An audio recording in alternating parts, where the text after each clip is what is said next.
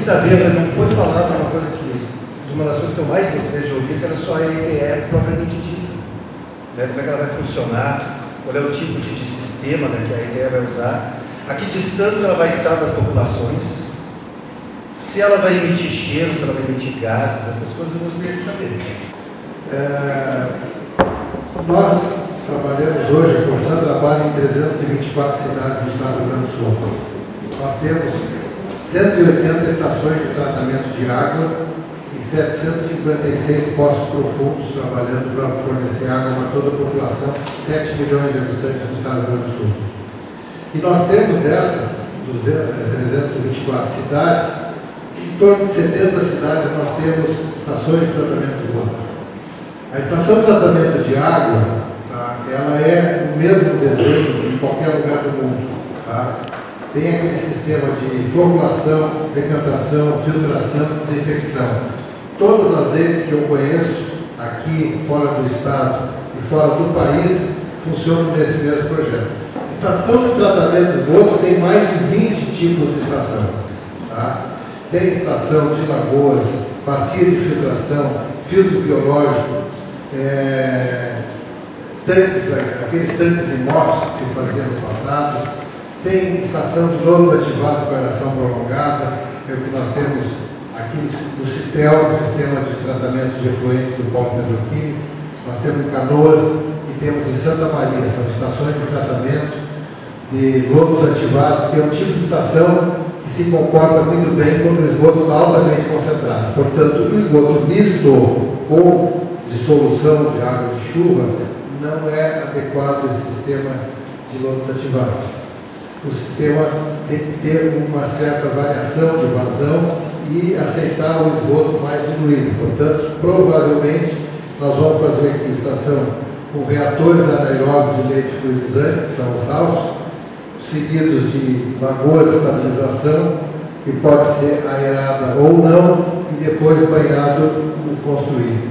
Aquelas estações que dão cheiro são aquelas que têm bacias anaeróbias de grande profundidade, onde as bactérias anaeróbias dissolvem o esgoto e geram dois tipos de gases, o gás sulfídrico e o gás metano, que são esses que dão cheiro.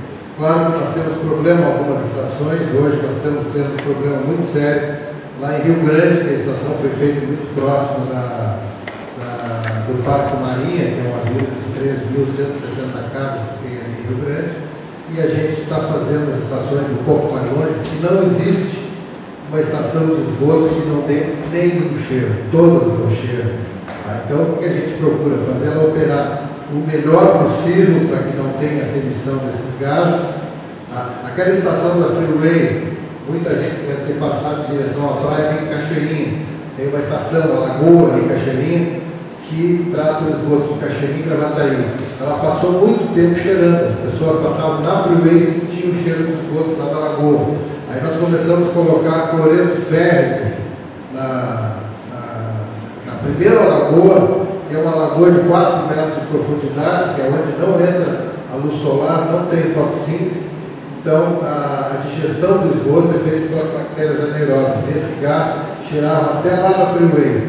Tá? Então, é obrigado a gente fazer uma cortina vegetal sempre em volta de lagoas, e ela leva muito tempo para crescer a cortina. Agora, se vocês passarem hoje na Freeway, quase não se enxerga mais a lagoa, as árvores já estão crescendo.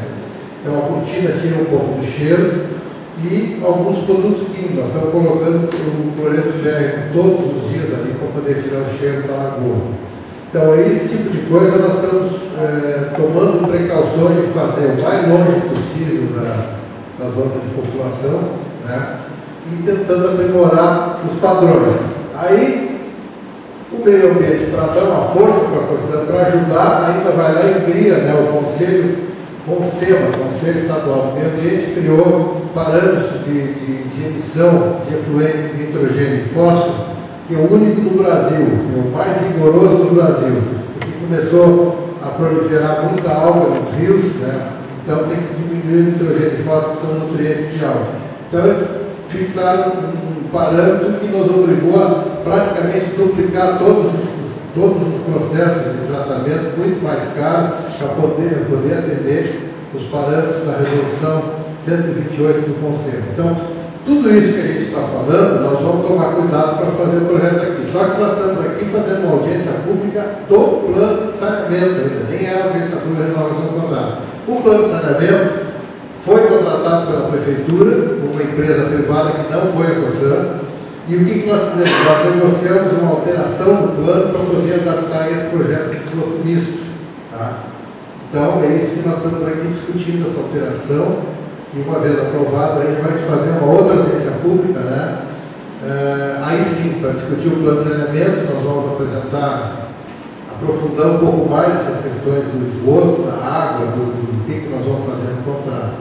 Então, hoje nós não temos projeto para isso tudo, nós temos uma concepção.